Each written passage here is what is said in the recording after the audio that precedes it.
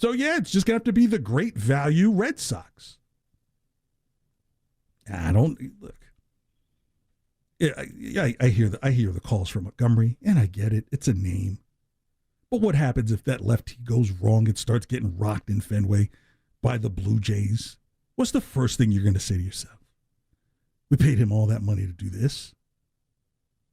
You gotta see what you got growing. And if what's growing can get going, this is where I think the difference between Breslow and Heim exists. Breslow's like, okay, this will give me more time to see who's developing at the AA level, especially arm-wise, where we'd say, okay, or is there someone bubbling at AAA, someone who just doesn't have enough room for call-up on that team and say, okay, we might be able to do a deal. I mean, God, there has to be a reason why Bobby Dahlbeck is still on the roster at some point. You know what I mean? Like, when's the sale price? When do we sell on Bobby Dahlbeck? So you still have those things kind of in the pocket. Where, look, you might look at someone like Oakland, right? Where Oakland's like, you know what? Okay, we are going to move. We're not really going to stay. Maybe we really are heading to Vegas. Do we really need to bring any of these young burgeoning pitchers when we know we're going to a new city and we probably need to have a couple of names? Maybe they let go of one of their younger pitchers. And if you're the Red Sox, we're like, hey, we can. Bobby Dahlbeck has hit 20 home runs at this level. Would you like him? These are all real possibilities, but you can't do that now. You have to wait to see how the team develops. I mean, think back to 2021. I think Vegas said the team would be lucky to win 81 games. It was a 500 team. Then they just go on this incredible run to start the season. For those who want to go and look in the archives, I think they're still up at WEEI.com. KJ, yes, I say it in the third person's name.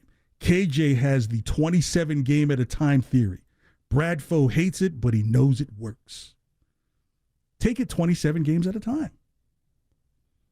If the Red Sox come out 15-12 to start the season, and they continue to do that at that clip, they win 90 games.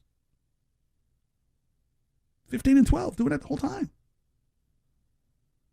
So that's where the patience has to sit. This is where the patience has to lie. I wouldn't be spending a bunch of money right now just to find out this team goes 13-14 to start the season.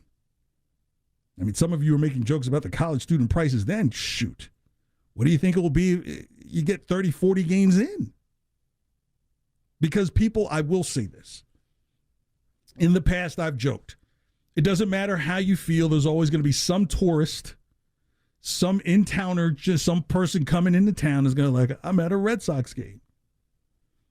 But this is the first time that I think there's a reverberation and feeling that there is a real dissatisfaction by the locals. The locals aren't happy. And there may not be enough tourists to get in there. Now, if they got Ohtani, I would have said to you, yeah, you could be all in your feelings. This team could lose 120 games, and that place is still going to be filled because there's a superstar there. But now you don't have a superstar.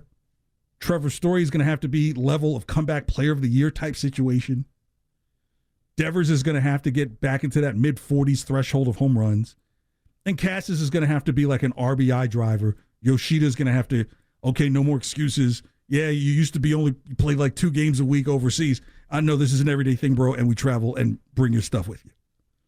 So all those things have to figure themselves out before you spend money to add to the issues, the problems. Let's call it what it is, right? Because if those guys can't get it together, and let's say you have a Snell and a Montgomery here, what if the other guys, those guys don't hit too? That's why Ohtani was so attractive. Like, if the pitching went downhill, at least the guy's still out there giving you some at-bats. The pitching is such a delicacy right now, more so than ever before. This is where baseball, I think, is changing in how they view how much they're going to spend for a player that plays every 5 games. The Red Sox are just one of those teams. I think they're at that crossroad.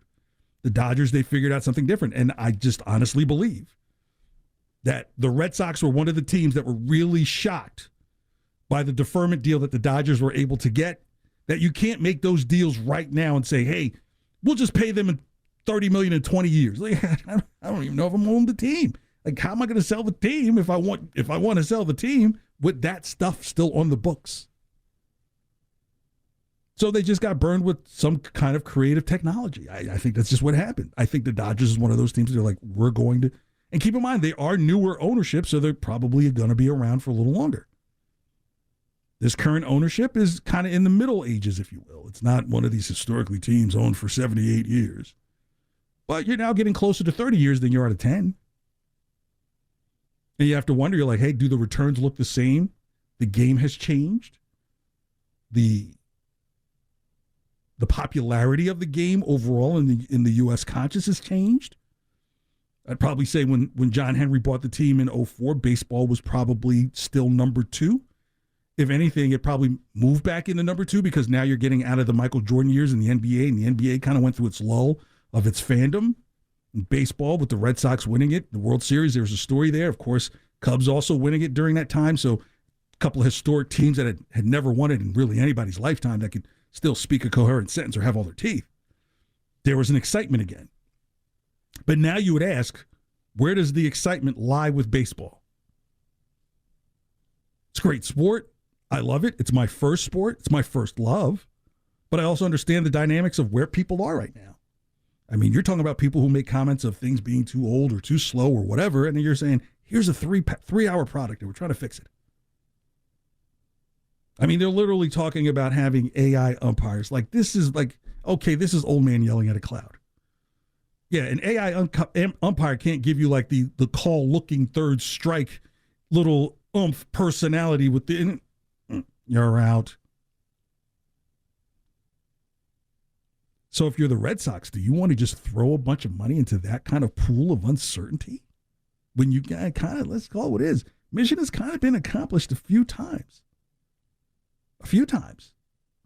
And not so long ago. Look, I could get it if the Red Sox hadn't won a World Series in 15, 20 years at this point. Yeah, there'd be a super frustration. You're like, okay, my kids and now my kids aren't really seeing that.